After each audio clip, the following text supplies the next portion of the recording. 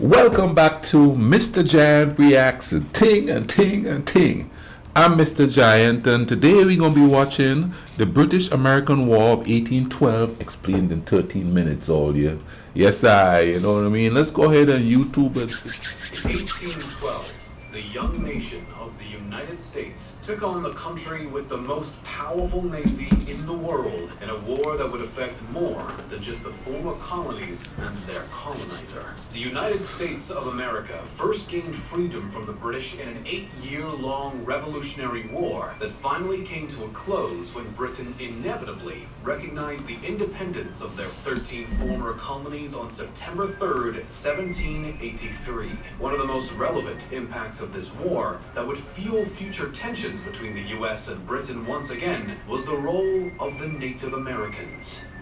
And as a fan of our channel, you should check out our friends over at Curiosity Stream. This is my personal favorite streaming service, a place where I can watch thousands of incredibly well-made documentaries and learn more about different topics, including what I love most, history. One of my favorite documentaries is about the topic of today's video, the War of 1812. By watching it, you will learn more about the impressive history of the United States and the United Kingdom, the rivalry between both nations, and the rivalry of the war, also named the Second American War of Independence. This war was very important because it could have changed history as we know it. Because you are our subscriber, we have a special offer for you. If you sign up between November 16th and January 3rd, you can get 25% off a yearly subscription. That's unlimited access for only $14.99 a year. So use the code KNOWLEDGEO when you sign up and get 25% off your yearly subscription.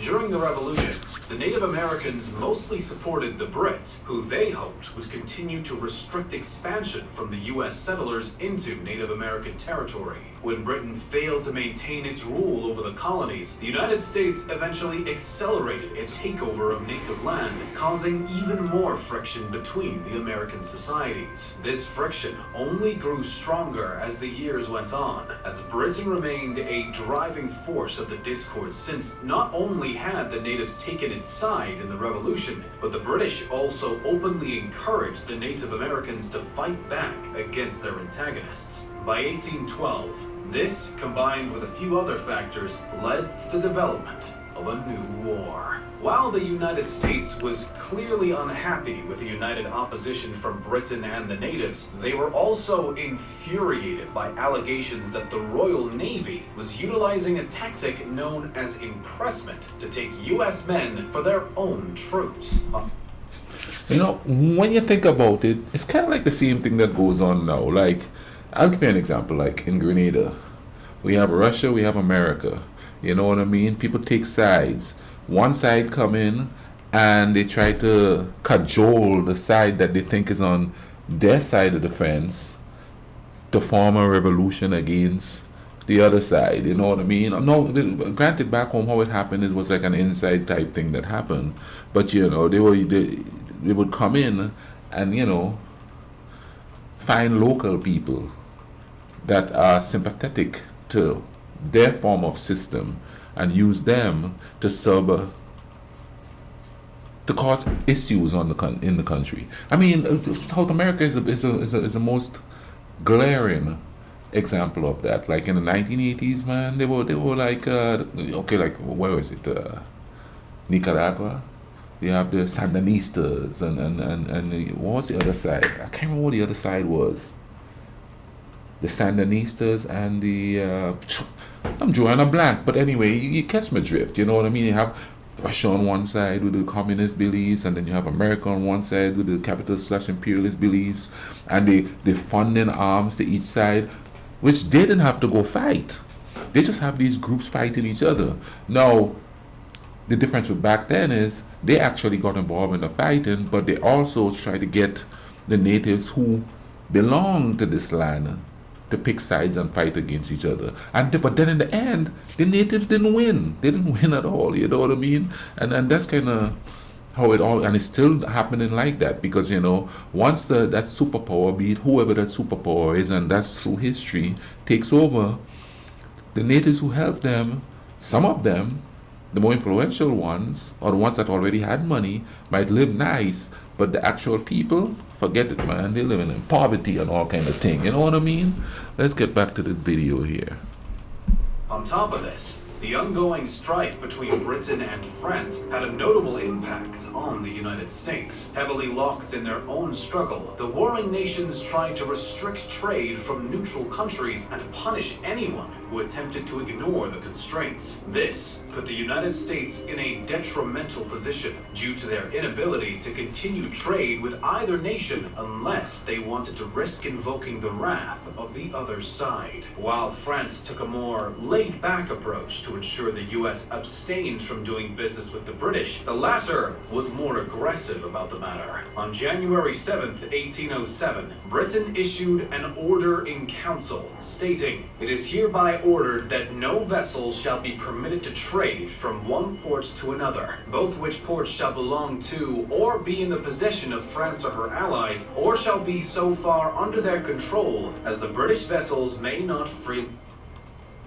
trade." Furthermore, any ships that refused to obey these restrictions would be subject to seizure by the Royal Navy, cargo and all. By November, the original order was expanded, now to include all the ports and places of France and her allies, or of any other country at war with His Majesty, and all other ports or places in Europe, from which, although not at war with His Majesty, the British flag is excluded, and all ports or places in the colonies belonging to His Majesty's enemies. In retaliation, France, under the command of Napoleon Bonaparte, issued the Milan Decree, which said that every ship, to whatever nation it may belong, that shall have submitted to be searched by an English ship, or to a voyage to England, or shall have paid any tax whatsoever to the English government, is thereby, and for that alone, declared to be denationalized, to have forfeited the protection of its king, and to have become English. Wow. Adding on, Napoleon declared that any of the aforementioned ships that enter French ports or those of French allies are good and lawful prizes of his nation.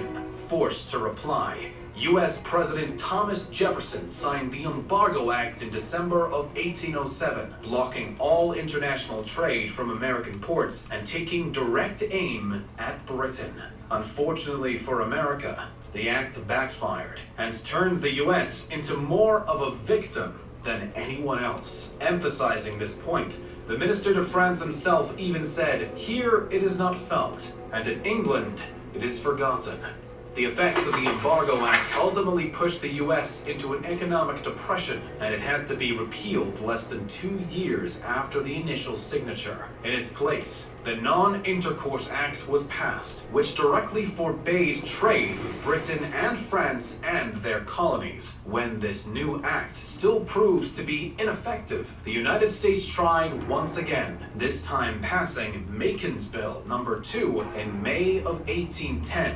This bill lifted trading bans and stated that if either France or Britain removed their own restrictions, the U.S. would re-establish an embargo with the opposing nation. By August, Napoleon enacted a plan to exacerbate tension between Britain and the United States, and it ultimately worked. He first told the new president, James Madison, that he intended to exempt the U.S. from his previously established Berlin and Milan decrees, promoting Madison to bring back the Non-Intercourse Act constraints against Britain in November of that year. Despite the fact that Napoleon never actually followed through on his proclamation, Britain and the United States were now on the brink of all-out war. The final straw came when the Battle of Tippecanoe unfolded in late 1811, as the U.S. troops claimed victory over the Native Americans, wishing to stop further expansion once again.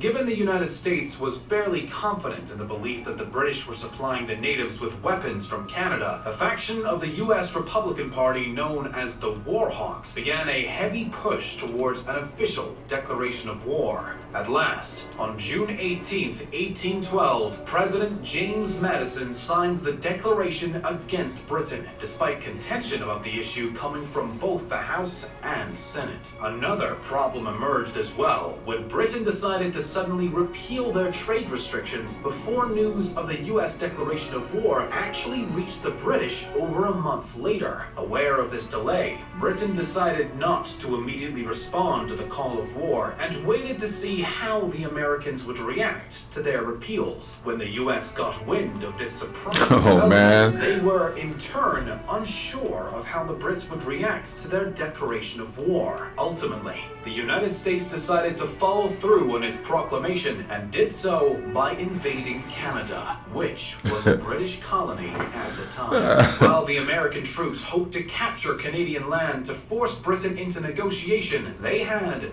no such success. No one was prepared for war. The British...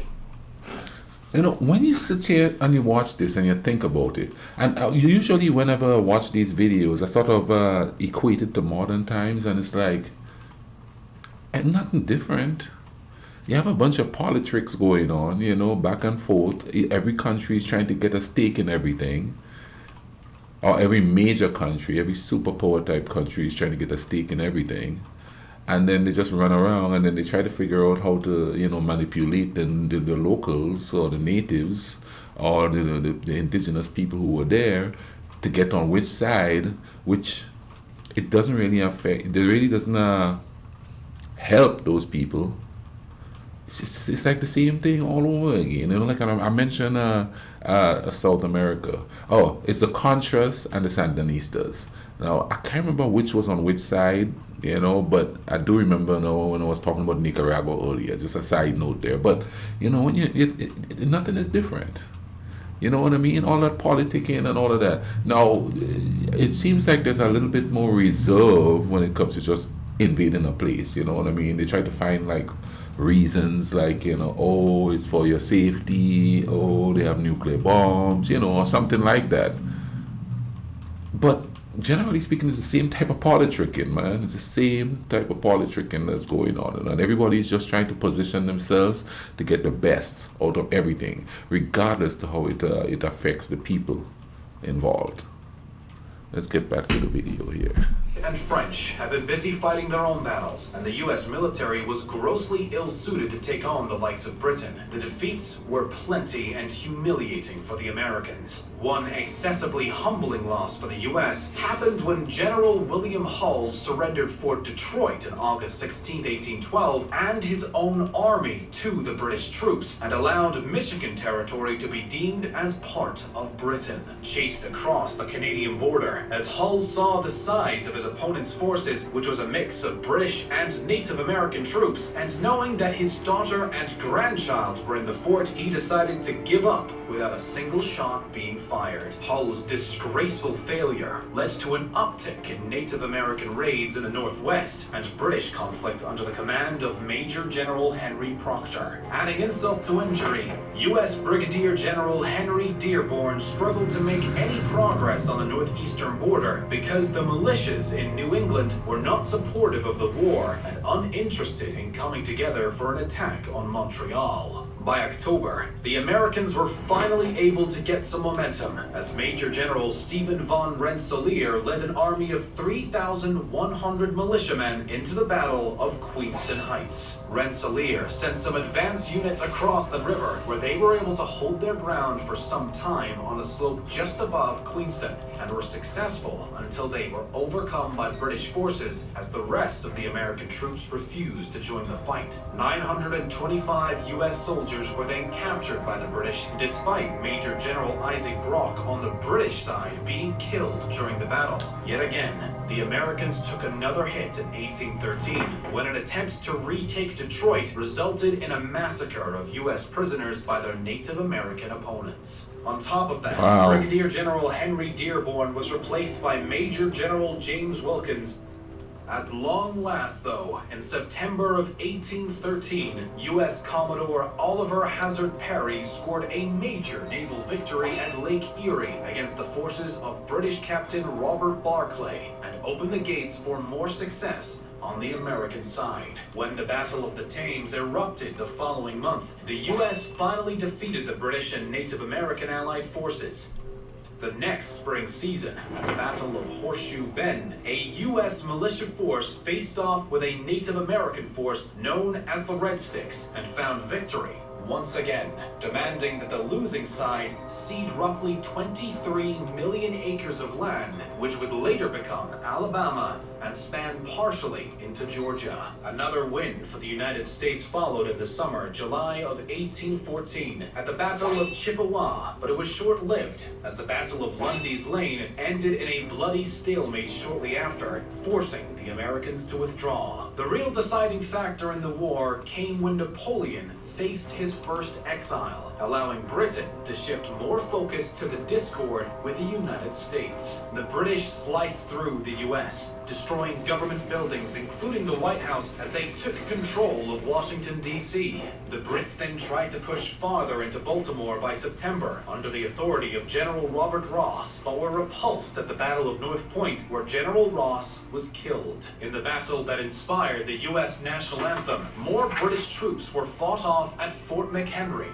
As these conflicts raged on, peace talks began in Ghent and eventually resulted in a signed treaty on December 24th, 1814. Still, just as with the declaration of war, the news was delayed and took until February 18th, 1815 to officially be ratified and end the war. The Treaty of Ghent reverted things back mostly to how they were before the combat, with a status quo antebellum. All territory was returned. Britain repealed their trade restrictions, stopped supporting the Native American revolts, and ended their impressment strategies. In the end, the war was essentially a draw, and the only real losing side was the Native Americans, who had high hopes for British help in stopping US expansion.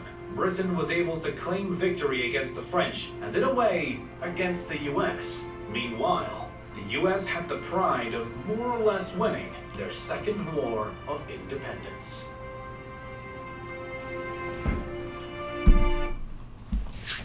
All right, that was quite interesting there and thing, you know what I mean? Although I noticed that they didn't mention the Canadians were with the British when they went and attacked and then destroyed or burned down the White House. I did another video, and I think it's called When the Canadians Burned Down the White House or something to that effect. I'll leave a link here so you could go watch it, you know what I mean? Now that this is done, you could go in there and watch that video and thing, you know what I mean?